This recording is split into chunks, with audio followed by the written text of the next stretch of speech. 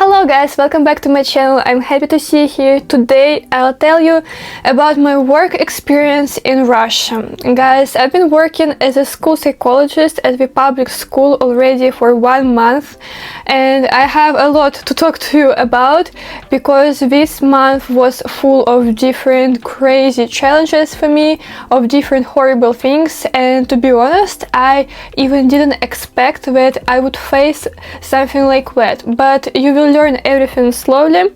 And also in this video I'm going to tell you about the amount of my salary, because it is quite interesting even for me, because before I was hired I even didn't know about the amount of my salary. So guys, if you're interested, please support me with your likes, comments, and let's start. I decided to divide this video into several parts, and the first part will be my work conditions. So guys, I work at the public Russian school. It is the central school in our city. It is one of the best schools in the region, but at the same time the conditions are not that great as I expected. I work in a separate office with 2 colleagues, but there is one problem, that our office is so small that there is no place for the third person. We overcame this problem with this schedule, so I come on certain days and my second colleague comes on different days. But it is really strange that the office is so much small, because our school is really big and we have more than 1,200 children. Today is my third day, and honestly sometimes I don't understand what are my responsibilities and what should I do, but I already understood like all the process in general. Still there are some things that I really can't understand. But apart from these problems, we have really everything that we need right now. My colleague brought an electric pot, also she brought a fan because it can be really cold sometimes. And also she brought her own printer to the school because the former printer was of a very bad quality and it was just impossible to print out documents, and we have to print out really many documents for all the kids, and I will remind you that we have 1,000 kids, so it is really quite challenging. This is our office inside, so we have here different shelves with books about psychology. This is also, by the way, medical stuff if something happens with children. Also just some colors, you know, plasticine, different stuff like that, and of course a lot of different documents. Here we hang our clothes, and this is our old printer. Unfortunately it got broken, and my colleague just took this printer from her home, by the way, because at school they didn't have a normal printer. Here are also cups for students, so if children come to us we can give them water. This is water for them and sugar for us.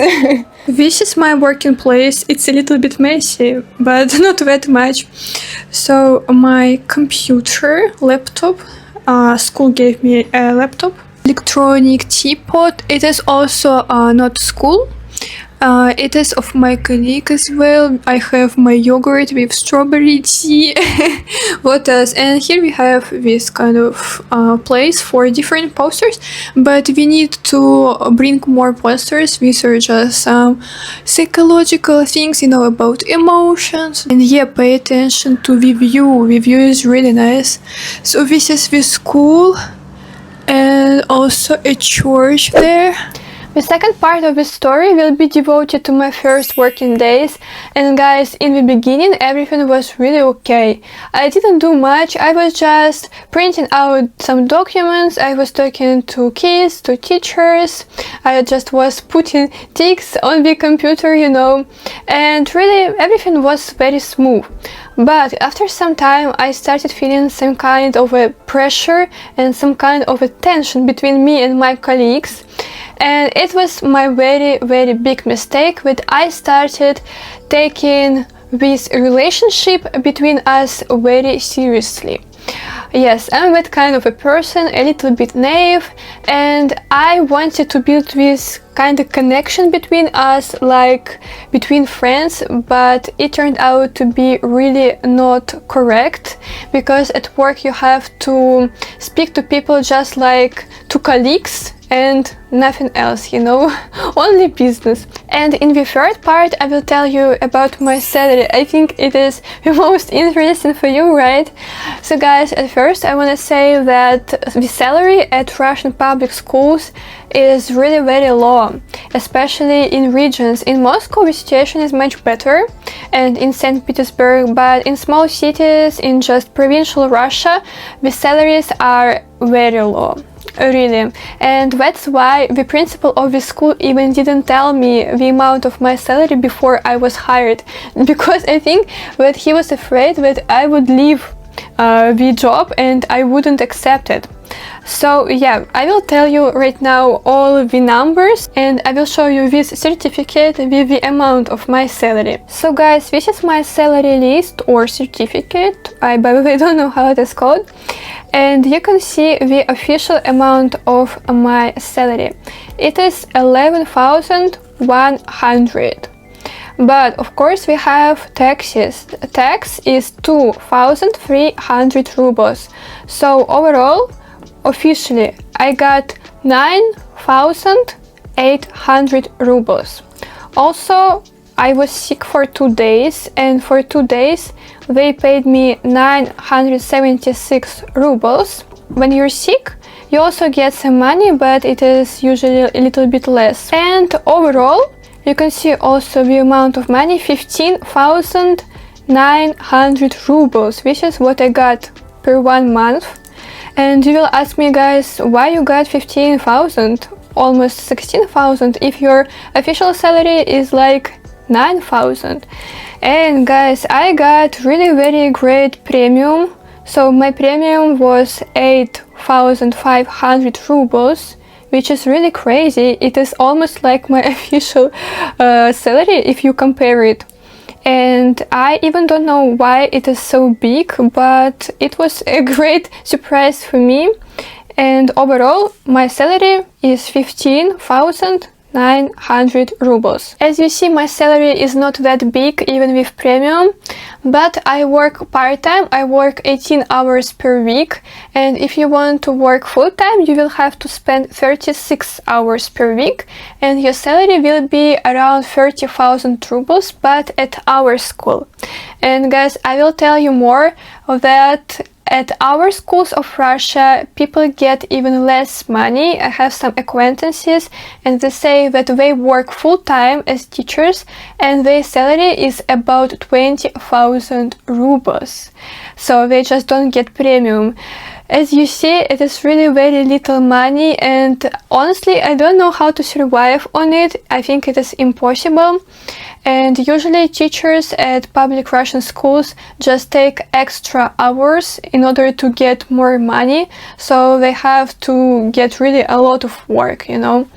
And this is actually very sad, and I think that it will be not changed in the nearest future, because of course right now we understand that Russia has really severe times, and Russia spends a lot of money on its military, but not on salaries. And in the end, guys, I want to share a truly horrible story that I faced as a school psychologist.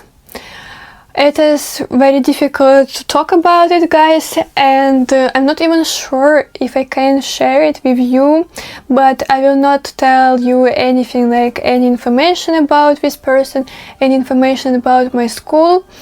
So one girl from our school died from drug poisoning. She was 15 years old, and she was addicted for 2 years. So she started at the age of 13. Can you imagine that? And the worst thing is that everybody knew about it. So her friends knew about it, her mom knew about it, and nobody said anything. It is a devastating situation, guys. I even had nightmares, and I still have nightmares sometimes, just because it affects, of course, us a lot, because we work with this situation. She started feeling bad at this school.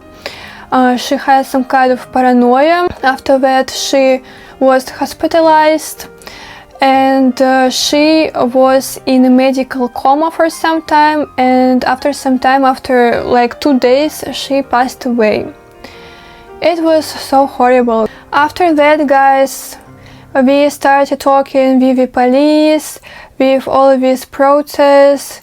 We started interviewing our children, and it turned out that she was not the only one who was addicted. Also, there are some kids who have same problem at our school, and also they do self-harm right now, so they just cut their hands, sometimes legs. And it is a group of children, it's not like 1 or 2. It is like a big group of children, a very big problem, and I was so much shocked, really, because I studied at this school previously and we never had something like that. Nobody died at our school, maybe died, but really a long time ago, and not from this reason. And guys, it is really difficult to understand, because we even tested this girl. We were arranging a psychological test in order to check this tendency, and we tested her, but unfortunately after like 5 days after we tested her, she passed away from it. Can you imagine that? It is like really difficult for me to talk about it, guys. And I have so much anxiety right now because of it. Really, it is really difficult to get through it, even as a psychologist. And of course, like, children also have problems right now, and we have to handle it somehow. I will share more information after some time about it, guys, if you're interested. I didn't really know that there is this kind of a huge problem in Russia with drugs. I didn't know about it, but yes, it is like that. Teens are really addicted right now in Russia to some kind of thing, and it is very sad, very sad. I hope that one day, you know, there will be no drugs in the whole world, but it is impossible. And also it is difficult to work with this kind of children because they don't want to heal, they don't want to quit it, they lie, and it is really very difficult. I decided to tell you this story because I just want to pay attention to this problem, guys, because this is not a problem of Russia, this is not a problem of some kind of a country, this is a global problem.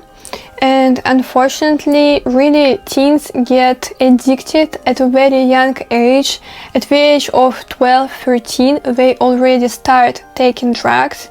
And I just want to tell you, if you are parents, guys, pay attention to this problem and talk to your children about it, because this is really insane. And you know what I hate in our modern society is that nobody cares about anyone. I think this is a trait of capitalism, because really people care only about money,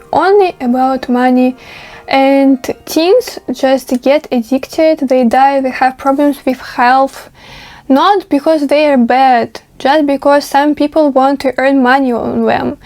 And also, I still don't understand why people romanticize these mental disorders, these kind of things in our today's life. Why we still have some movies from Hollywood, you know, where it is romanticized. Tell me, what do you think about it, guys? This video turned out to be a little bit pessimistic, but I just wanted really to pay attention to this problem.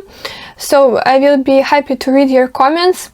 And guys, also you can support me, of course, with your likes, comments, and see you in my next videos. Bye bye.